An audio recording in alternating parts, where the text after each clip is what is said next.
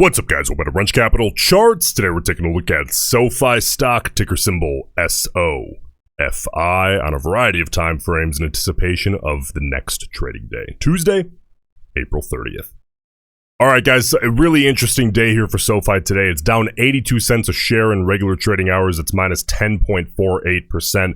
They posted a tremendous beat on earnings this morning, especially when compared to the forecasts heading in, or that the company had set heading into this report. And of course, seeing a beat on both fronts across the earnings and revenue expectations.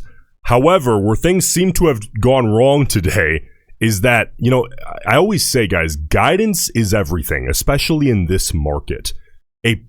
Even just an underwhelming kind of average guidance trumps amazing earnings. Okay, and really poor earnings, even slightly better guidance than what was expected, a stock can be up 8%. Okay, it's really, I mean, it makes a lot of sense. The market's a forward-looking entity, but it's really frustrating on days like this. But, you know, in a case like today, for second quarter revenue, SoFi said they're expecting $555 million to $565 million. However, it seems like Wall Street is kind of stuck on that 580 number that they were hoping for.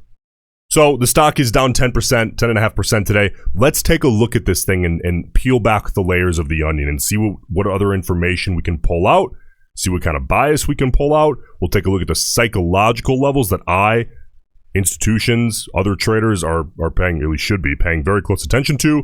And then we'll finish out with the directional bias out of the options chain. I think you'll want to see that. I took a little sneak peek. It's pretty wild what's going on in there here today. And expected move. Ready? Let's take a look. So let's start here with a quick little volume profile analysis on the 5-minute chart. We're going to have to include a little bit of that pre-market there to take a look at what was going on in volume in pre-market off the earnings. Listen, hey, by the way, if you're new here, SoFi is today's wildcard stock. Be sure to vote on tomorrow's wildcard stock in the comments section. And again, if you're new here, again, please subscribe to the channel. Helps out tremendously, and I'll keep the videos coming. So really what we're doing here is we're looking at the volume profile as a separate entity entirely from the price action, because we know what happened in the price action, right? It's done. But if we peel back that layer and look at the volume, we can get a little bit more information as to was there any bias and did it fit what the price action was kind of telling us here. So if we take a look at just quickly at pre-market, we got a couple of elevated green bars that quickly faded and then went back to a mixed bag. Okay, and then once, you know, on the call, then we started to see one little pop and then another pop on red volume and then quickly back to a mixed bag. Honestly, guys, there's no obvious bias in the pre-market this morning. Once we got the real volume coming in, we did see high volume as we came in to the low of the day. Listen, we expect high volume off the open, and then we typically expect that to be one of the highest, if not the highest bar of the day, and then a quick fade in volume. We actually saw that second bar become the highest volume of the day. That was as we came in and hit the intraday low, bouncing right off of $7 a share. That's going to come into play here once we get to the daily chart. But then we saw that fade in volume as a slight kind of attempt at a recovery back to 720 or so began, and then volume quickly faded into what was much more contextual for the rest of the day. Looking through here, guys, a lot of people would look at this as very heavy bearish bias. I am only comfortable labeling that as light bearish bias. I know we're looking at over 9 million shares. However, to me, as you come into the intraday low and you're testing a round number like $7 a share, you're going to end up, even though it's not an incredibly wicky bar, there's a couple of wicks there, you're going to end up with that being a bit of a battle bar, meaning some buying volume as well as you're testing that 7. You have buyers coming in, expecting that to hold as support. It did. And naturally, that's going to pump up volume, which I think is ultimately what contributed to this being the highest volume bar of the day. And then it quickly faded. Okay. What's interesting here is the stock's down 10.5%. So you're like, well, what does this mean? If you're a bear, at least if I were sitting bearish on SoFi right now, I would be looking at this saying, you know, I really want to see massive, heavy, obvious bearish bias in the volume profile, and I'm not really getting that. Okay, and if you're a bull sitting here, best case scenario would you see bullish bias and very low volume on the red moves and very high volume on the green moves. We don't have that either. But next best thing is to see a very mixed bag. Just no heavy bearish bias. Okay? And that's what we got today. There's really no heavy out of this world bearish bias on a minus 10% day, which is interesting, I think, to say the least. I mean, listen, don't get me wrong. The stock's down 10.5%. The market's clearly not happy with that Q2 revenue guidance. But the truth is there's something missing here, and that's the bearish bias in the volume. All right, let's move on and take a look at the psychological levels, starting with the 30-minute chart. You can see here, guys, that we snapped both the 50 period and the 200 period to the downside here today. That mostly occurred in pre-market. I prefer to see intraday session high volume tests. We went up and kind of tested the 200 period and rejected off of that. So we are now beneath both, which, you know, ideally, if you're a bull, you would want to see the stock, of course, above both, but with both of them ascending and the stock treating the 50 period, which would be higher in that case, as an ascending support level. That's kind of like the ultimate goal on all time frames, not only the 30. Bears, you guys kind of want vice versa, right? So we currently find ourselves about 6% away from that 200 period, a little more to get to that 50 period. Bulls in the near term, ideally, you want to see this thing get back above both. This 50 period is likely to get yanked down beneath the 200 period here tomorrow as it catches up to the stock. That 50 period is a quick moving average on the 30 minute. So that's likely to close that gap a little bit, requiring a smaller move to reclaim at least the 50 period. But a reclaim of one of those, if not both, tomorrow on the heels of this volatility today, that'd be a great thing to see if you're a bull.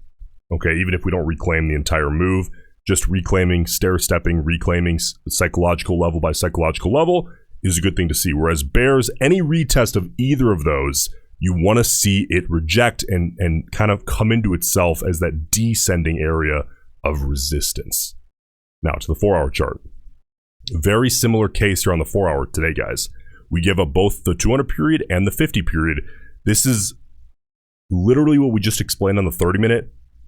Is the exact same thing here on the 4-hour. You want to see a reclaim, okay? And bears, you want to see any test, a rejection. The only difference here is that these two are going to move much more slowly than especially the 50 on the 30 minute, okay? The 50 on the 30 minute is very quick. The 50 on the 4-hour is still quicker than the 200 period on the 4-hour.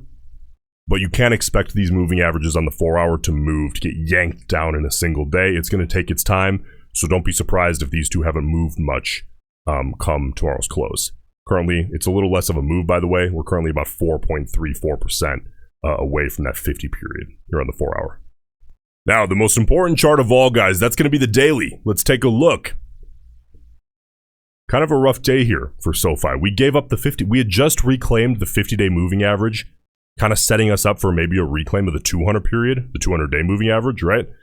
We gave that up here again today. Okay, we were struggling to reclaim that 50-day. We had finally kind of done it into earnings on the anticipation of earnings, and we gave it up here again today. So listen, guys, on the daily, that's a bit of a move now. Okay, you're looking at, compared to the closing price, about 8.5% to try to reclaim that 50-day. For me, what's really obvious here on SoFi right now is $7 a share. Okay, that is a huge psychological level that I'm watching like a hawk. 7 held today on the dot. Tomorrow, bears. What's your number one goal? Get down into the 6s. Break 7 hard to the downside on as much volume as possible. Bulls, exact opposite. Hold $7 a share. Again, on as much volume as possible. The reason the volume is important is because the more volume, the more sample size. The bigger sample size, the more reliable the data of what the price is doing, right? All right, now implied volatility, if we compare this to the last month or so, actually let's zoom out a little bit and go back in to get a little bit more data. The last few months here, we're sitting, I would say, in about the mid-range. Some might argue the mid to low range. So again, we're not really at either extreme. Compared to the last 1 month, we're in the very low range. You know, if you go from the beginning of April to currently, we're in actually some of the lowest areas that it's been. So just remember, guys, context is the name of the game with IV. What's the time frame of your trade? If you're buying options for a year out, you're not looking at what's the comparison for the last 3 weeks. You're looking at what's the comparison for the last year or two. And if you're buying contracts for 3 weeks out, you're mostly worried about, okay, where's the IV in comparison to the entirety of April? All right. The lower IV is, that opens up some opportunity to buy contracts with low IV, with that volatility value sucked out so you're not paying up for it.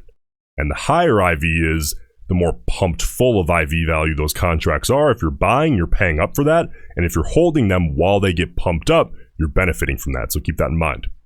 Now, let's take a look at the expected move here on SoFi. Okay, if we take a look, the next expiration we have is this Friday, May 3rd. The expected move by close on Friday compared to today's closing price is plus or minus 55 cents per share. So we have to do a little bit of math here, a little bit of guesswork. And since, we don't have any earnings between now and then, and the earnings, if we look here, right, you look like the 1 minute, I'm sure you're all aware of this, the earnings were this morning. Okay, so that expected move has already been priced in, the difference after earnings, because we've already had a session since that came out. So if we take that plus or minus 55 cents by Friday, we have 4 trading days left, we divide that by 4, because there's no one day that's expected to be more volatile than the other necessarily, right? Earnings is over. So that gives us about plus or minus like 14 cents, okay? But we have to, that one step from being done here, we have to add 50% back. I like to add 50% back. That does change based on the market. Right now I'm adding about that back. That gives us an expectation, an expected move of plus or minus 21 cents per share approximately, with a little bit of guesswork, by tomorrow's close compared to today's close. Now listen, by design, expected move is a technical term. It does not have directional bias. It's the volatility bias. It's quite literally the one standard deviation expected move by tomorrow's close. So that's a different piece of the picture, but a very necessary piece, especially if we're trading options. Have you ever been right directionally trading options and you somehow still lost money? Well, there's a couple of things at play there. The most probable cause of that is either theta and or vega. Okay, vega's huge and it's so overlooked for some reason.